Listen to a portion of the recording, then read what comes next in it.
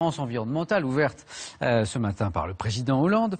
Au 12-13, nous avons profité de cette conférence pour faire le point sur les écoquartiers. Il y a quelques jours, la ministre Cécile Duflot a lancé une labellisation de ces écoquartiers, actuellement au nombre d'une centaine, mais dont seulement une vingtaine répondent actuellement aux critères. Direction celui de Limeil-Brévannes, près de Paris. Il a poussé comme un champignon, mais Dominique Dumas et Xavier Roman ont constaté qu'il restait encore beaucoup à faire. Franck fait partie des pionniers de l'écoquartier. Il a emménagé en décembre dernier avec sa famille dans son appartement flambant neuf. Côté confort, il se réjouit de son nouveau lieu de vie. C'est beaucoup plus facile à chauffer parce que c'est super bien isolé.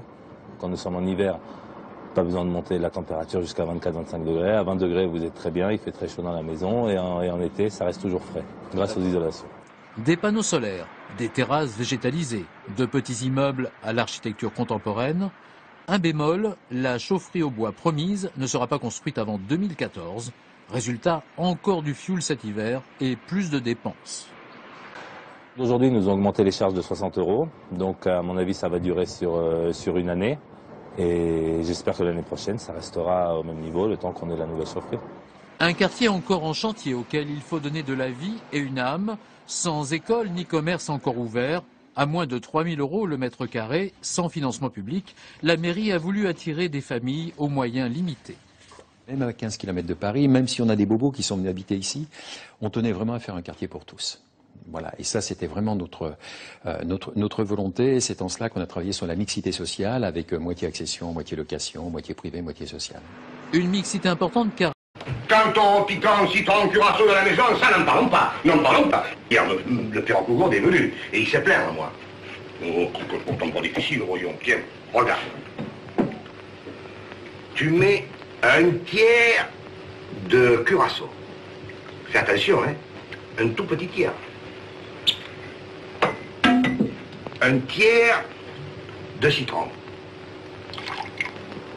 Tu vois? Un bon tiers de piquant. Tu vois? Et alors, un grand tiers d'eau. Voilà. Et ça fait 4 tiers. Hein. ici, c'est aussi adopter un mode de vie différent.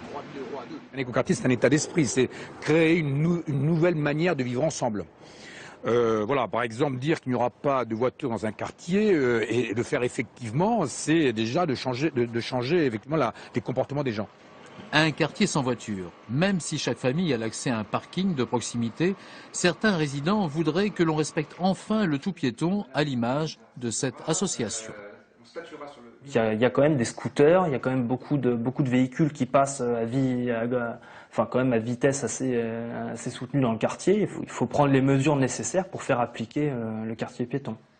Une ligne de bus doit bientôt désenclaver le secteur. Un téléphérique urbain pourrait même relier les résidents à Créteil, la ville voisine.